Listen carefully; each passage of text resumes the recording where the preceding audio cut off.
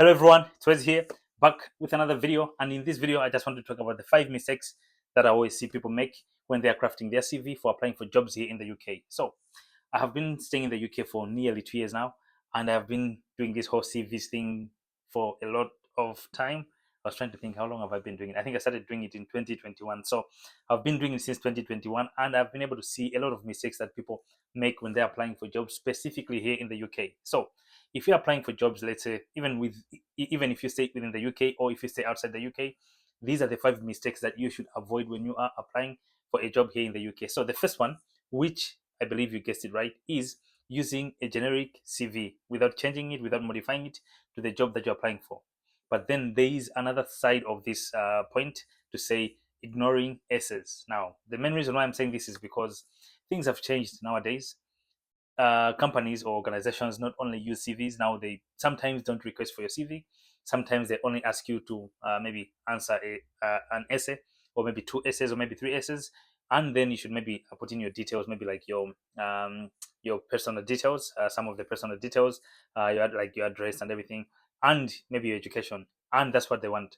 So they will not want your CV. So sometimes you have the focus on, let me make the best CV. I need to have the best CV and everything. So you put all your effort in making a good CV up until you start the application, and you're only told you don't need to upload it. You only need to answer the essays. The key thing is, don't use a generic CV. Don't just take the one that you have and be like, you know what, I'll apply for 20 jobs using this one CV without changing or modifying it.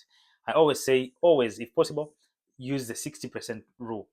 If you are 60% qualified for the role, make sure that you kind of like match it to the job that you are applying for. I've done a lot of videos on this channel talking about how you can be able to do that. You can just go watch them on this channel. Either I'll put the link in the description box, or maybe it'll show somewhere here. But yeah, or else you can just go check on this channel on how to modify your CV, or how to match your CV to the job that you're looking for. So that's the first mistake that many people make. Now, the second mistake that many people make on their CVs is putting a lot of personal information. So some people put pictures, some people you put their date of birth, some people put a whole lot of things on the CV that are personal, that need not to be on the CV. So if possible, when you're crafting a CV, just remove everything that would, what I call, discriminatory factors. For example, your age. Someone would discriminate you based on your age. Someone would be like, oh, this guy is old, or maybe this guy is young. You see, so if possible, remove all the personal details, right? Only if you have been requested. For example, they're saying we're looking for someone.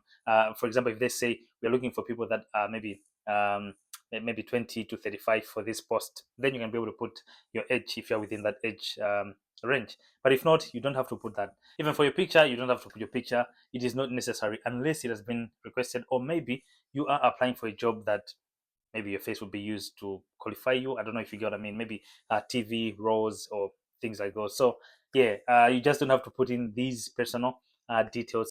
Now, the third thing, which is another mistake that people make, is not highlighting transferable skills or soft skills. Now, let me put it this way. Sometimes when someone is crafting their CV, they like to focus on the technical details of themselves, right? And they neglect the soft skills like communication, negotiation skills, leadership management. They neglect those ones and just focus on the technical skills. So let me be honest to say, most of the times, the technical skills, as much as the technical skills are very important, but if you look at it, the soft skills, the transferable skills, those are the most important ones, because I mean, they help you work with other people. Think of this: you can be technically good at something else, but if you can't communicate it well with other people, I mean, what use is your technical expertise for? You got what I mean? So you need to highlight these key transferable skills or soft skills in your CV. So the fourth mistake that people make when they're applying for jobs here in the UK, specifically on their CV, is having long paragraphs instead of bullet points, right? So for example, on the job duties, instead of writing what you were doing in a bullet format, most people write a paragraph. I mean, it doesn't make sense. The main reason is recruiters only have a short space of time for them to read through, right? So if you write a paragraph, most of them are like, you know what, I can't read this whole paragraph. I might as well just skip. So you don't want them to skip your CV, do you? You don't want them to skip your CV. So advice to say, if possible, always write bullet points on the job duties instead of writing paragraphs. On the professional profile, I mean, that makes sense. You can be able to write maybe 6 or 7 lines. That's okay as a paragraph. But on the job duties and the like, you really don't have to put a paragraph. You just have to put bullet points, right? So the last one, which is the most important one, is having a very long CV. Guys, let's be honest. Recruiters, as I always say, they only have a short space of time to look at your CV. So you don't need to have a long CV. So sometimes when people are applying for jobs here in the UK, they have, let's say, 6 or 7 pages. That is just a lot. Now, sometimes people are under the impression to say the longer the CV, the more relevant it is. No, let me be honest with you. You can have a longer CV, but it may only be maybe 20% relevant to the job that you're applying for. What I'll say is you'd rather have a short CV, but that is relevant to the job that you're applying for, instead of having a long CV that is not relevant to the job that you're applying for. So these are the 5 mistakes that I always see people do when they're crafting their CVs for applying for jobs here in the UK. I hope you don't make these mistakes. I'll see you guys in the next video. If you find this video helpful, you might as well like, subscribe, and share it with your friend who is looking for a job here in the UK. I hope you find this video helpful. I'll see you guys in the next video. I was about to say peace. Peace, yeah. All right, see you guys. Peace.